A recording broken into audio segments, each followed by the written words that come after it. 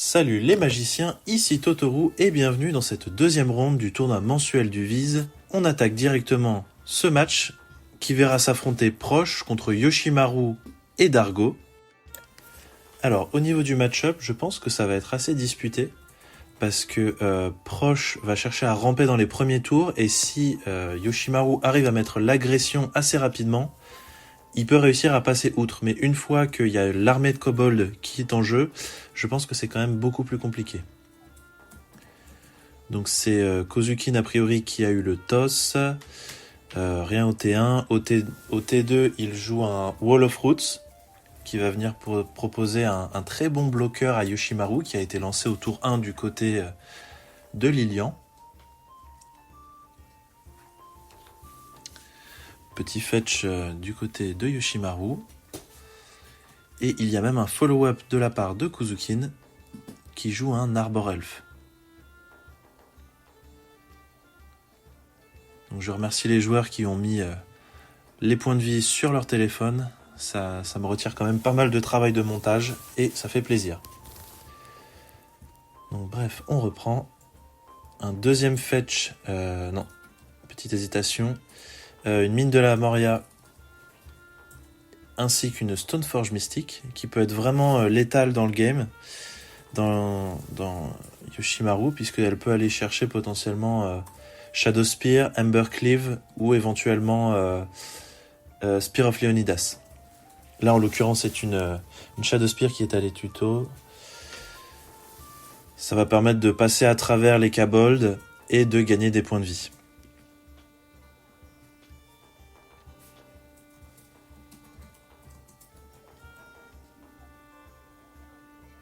La table sur laquelle était accrochée la caméra tremble un petit peu et on a affaire à des gros bourrins quand ils shuffle, donc forcément ça, on dirait un petit tremblement de terre. Du coup, du côté de Kozukin, c'est un Broadside Bombardiers qui est lancé au tour 3. Il va directement sacrifier avec la capacité de boost son petit dork pour détruire Yoshimaru. Je pense que c'est une ligne de play qui est gagnante de détruire Yoshimaru avant qu'il ne grossisse trop.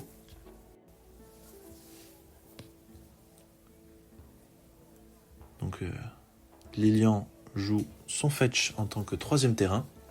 Il va chercher son plateau, qui est donc une proxy puisqu'elles étaient autorisées lors de ce tournoi hebdomadaire du mardi. C'est pour ça qu'il a un bilan de foil. Ensuite, quel va être le follow-up? Peut-être une activation de... Non. C'est un Tajik qui va venir annuler la capacité de boost sur les créatures autres que Tajik ou directement dans Lilian. Phase d'attaque avec les deux pour activer la capacité de Mentor.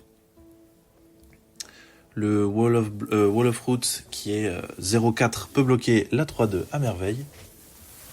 Ça permet de temporiser pas mal au niveau des points de vie, c'est tout à fait ce que recherche le deck.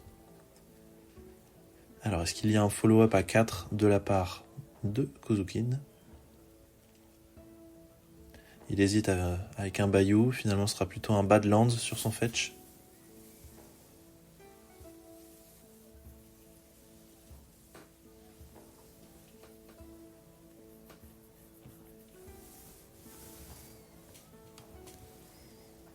Phase d'attaque. Est-ce qu'il y a un sacrifice? Non. Par contre, un Yogmoth, ça peut être vraiment pas mal, sachant que Tajik est un humain.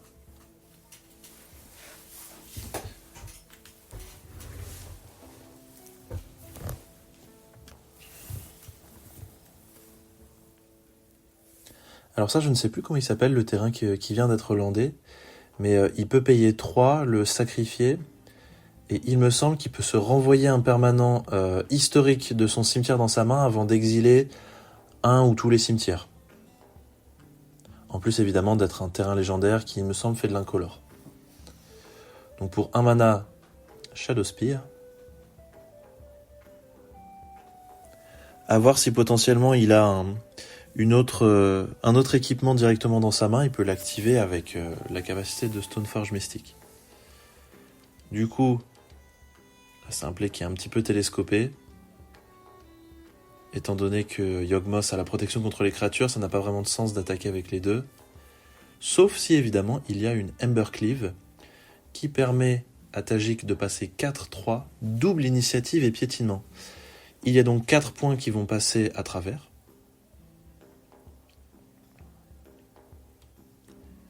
Oula, on voit directement qu'il y a un slam de la part de Kozukin. Qui joue donc un Worldly Tutor pour aller chercher... Ah non, c'est à la fin du tour de Lilian. Il met un marqueur -0, -1 sur le petit Dork qui lui permet de lancer son Worldly Tutor, d'aller chercher son Chaos Defiler et de pouvoir le piocher à son tour. Chaos Defiler, ça va faire vraiment le ménage, hein, surtout avec Broadside Bombardiers. Phase d'attaque à 4. Broadside qui détruit Tajik. On va voir si jamais il décide de le sacrifier pour infliger 7 et détruire un autre permanent. Donc effectivement, c'est ce qui est fait. 7 faces, plus destruction de la deuxième créature. Là, il va falloir proposer du board du côté de Lilian s'il veut survivre. Phase de pioche.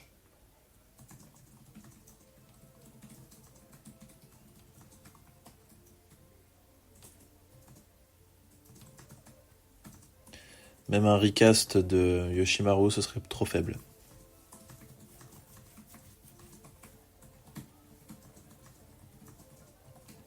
On voit qu'il a une Adeline, mais ça permettra pas de reprendre suffisamment de board à mon sens. En fait, il faut absolument gérer le Broadside Bombardier, parce que sinon, dès qu'il rentre en phase d'attaque, il sacrifie n'importe laquelle de ses deux autres bêtes, et c'est terminé. Adeline, d'accord.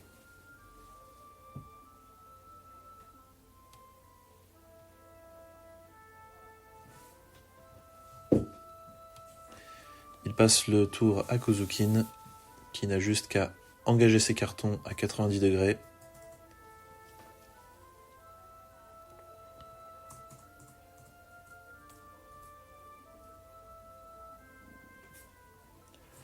Un terrain, il paye 6 mana pour lancer son général, potentiellement faire un maximum de value avec la capacité de Yawgmoth.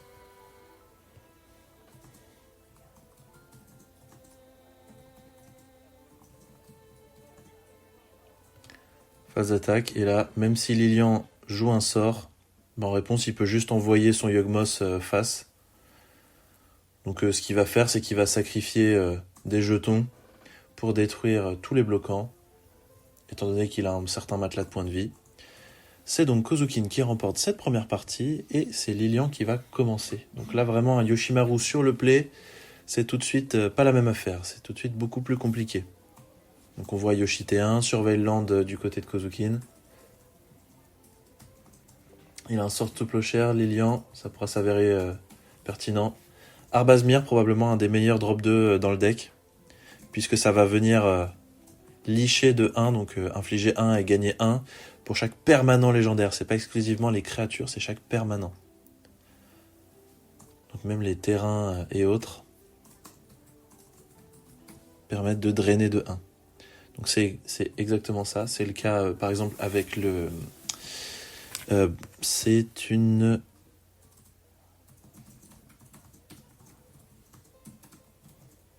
Eiganjo Castle. Petit temps de réflexion. Il y a également un follow-up avec Mabel qui va créer 2 triggers supplémentaires. On voit qu'on est au T3. Il y a un abrupt decay, mais ça aurait pu vraiment quasiment coller 15 points au T3. Là, on est vraiment dans la sortie tout droit, quoi, de la part de Yoshimaru.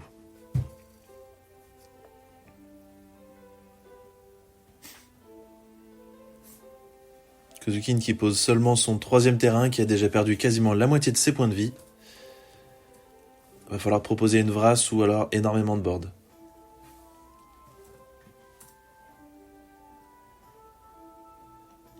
Ah, c'est dommage parce qu'il rampe beaucoup, mais c'est de la rampe qui ne passe pas par le board. Ce sont des sorts 2 rampes. Donc en l'occurrence un 3 visites ainsi qu'un Arcane Signet.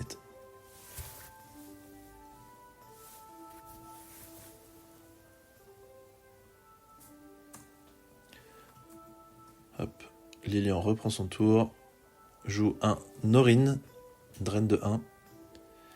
Il va attacher Crack Flame pour lui donner +1/+1, piétinement, vigilance, célérité. Phase d'attaque, et je crois qu'on n'est pas loin des 10. C'est ça, 8 points. Va falloir être pertinent du côté de proche là. Fetch, il passe à 1.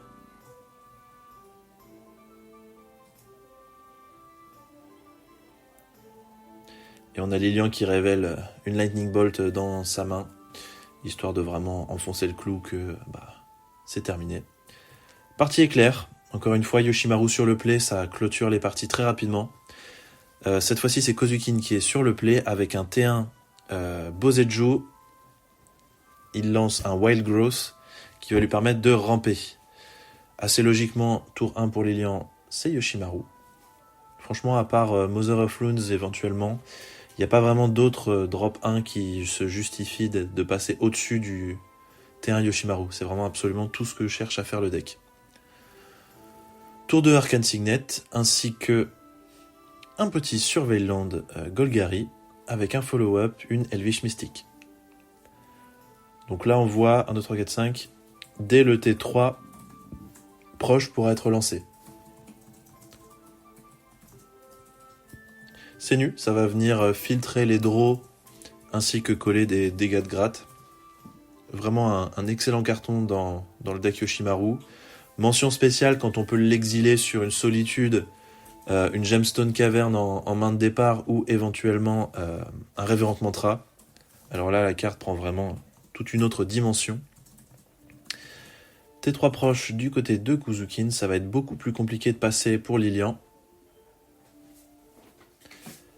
À voir si proche a un follow-up au prochain tour pour venir clôturer la partie en un éclair, ou si ça va être un peu plus grindy, donc il va déclencher son côté un peu plus mid-range. Ça justement, j'en parle dans la deck tech, donc n'hésitez pas à aller voir pour plus de détails. On voit une pyrokinésie du côté de Lilian. Ça va pouvoir venir clean un peu le board. Pour de Feldon, phase d'attaque. Donc là, probablement qu'il se dit qu'il va pouvoir sacrifier Senu. Enfin, l'exiler pour activer sa capa, puisque Feldon ne sera pas forcément bloqué.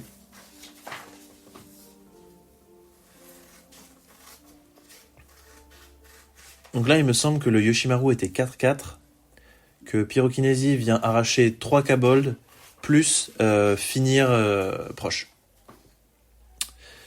Donc c'est une très belle vrasse unilatérale qui a été proposée par Lilian. En plus, en parlant de ça, on voit qu'il a une Parallax Wave en main, une Thalia, et je ne vois pas très bien la troisième carte. Donc il est en train de les agiter dans tous les sens. Shared Animosity, ça, si Kozuki n'avait pu dégager avec toutes ses créatures, ça aurait collé un giga létal. En l'occurrence, ce n'est pas le cas. Il doit en rester quelque chose comme 2 ou 3.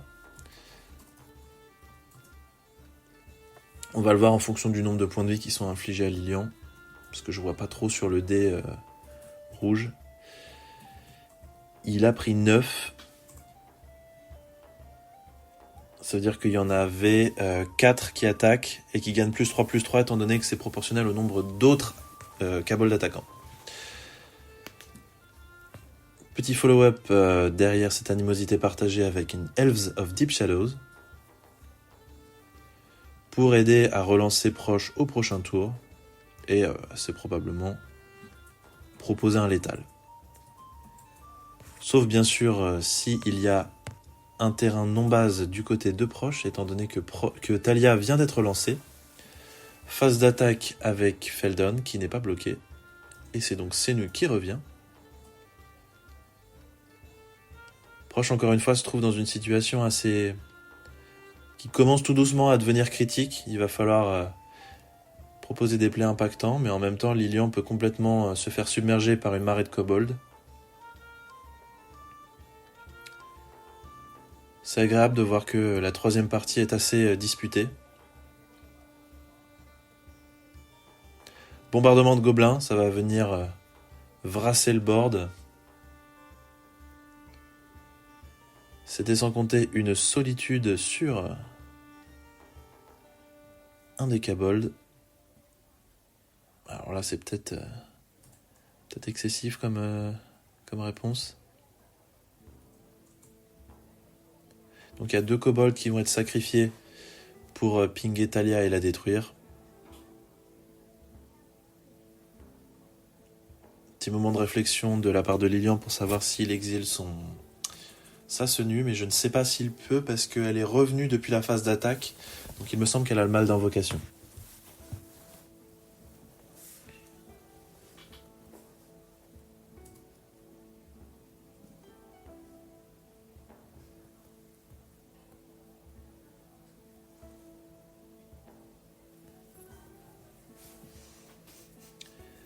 Un Green Sun Zenith qui est lancé à... Alors je sais plus si c'est X égale 2 ou 3. C'était donc 3. C'est un Slime Foot and Squeak qui a été tutorisé de la part de Kozukin. Donc il cherche à reprendre le board, tant bien que mal. Au début de l'entretien de Lilian, il exile Senu sur sa capacité. Pour faire un regard 2 ainsi que de gagner 2 PV. Là, il se dit qu'il veut son 4ème terrain pour slammer sa Parallax Wave, virer les éventuels bloquants, et tant bien que mal, aller gratter des points avec Feldon. On va voir comment ça se passe, mais dans le cas le plus défavorable, Feldon se voit pinguer 2 fois, mais donc du coup, il va générer un max de cartes d'advantage, puisqu'il va exiler les 2 cartes du dessus de la bibliothèque, donc une et une, donc il peut garder les 2. Pour les rejouer jusqu'à son prochain tour. Donc dans tous les cas, je pense que c'est un échange qui est relativement favorable à Lilian. C'est donc effectivement une Parallax qui est slamée. Alors là, il va falloir faire un petit peu de ménage parce qu'il y a 3 bloquants.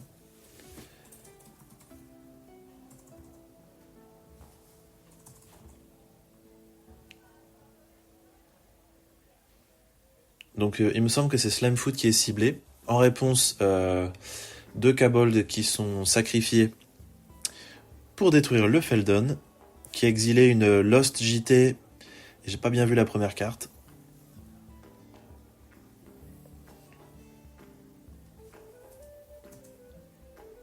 Ah, donc Lilian a débuté en retirant les jetons.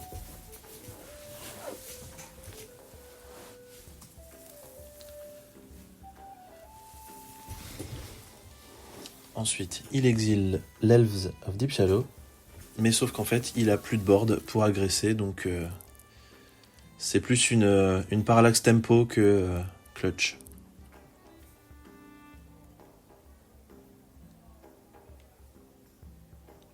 Je ne sais pas si... Ah bah non, il lui reste un marqueur. Mais sinon, en fait, Kozuki aurait pu sacrifier son Slime Foot, payer 4 et relancer depuis le cimetière avec sa capacité, ainsi que ramener une autre créature. Il doit y avoir un Wall of Roots ou d'autres petites créatures qui se baladent, il me semble. À moins que ce soit la deuxième partie, je confonds peut-être. Alors, est-ce que Lilian a pioché un banger? Ah ouais, un terrain, c'est un sacré banger. Il envoie donc son Yoshimaru au casse-pipe. Fin de tour fetch de la part de Kozukin. Et du coup, Lilian remballe, étant donné que sur un cast de proche, il va poser 6 à 8 kobolds supplémentaires qu'il n'aura juste qu'à sacrifier sur son Goblin Bombardment pour remporter la partie. C'est donc Kozukin qui gagne cette deuxième ronde. On se retrouve d'ici quelques jours pour la troisième qui verra s'affronter Satya contre Proche à nouveau. Donc là, on met vraiment le dragon à l'honneur, étant donné qu'on vient de sortir une deck tech de Proche que je vous invite à visionner. Merci de m'avoir écouté, j'espère que c'était intéressant. C'était Totoru pour l'entre du deck.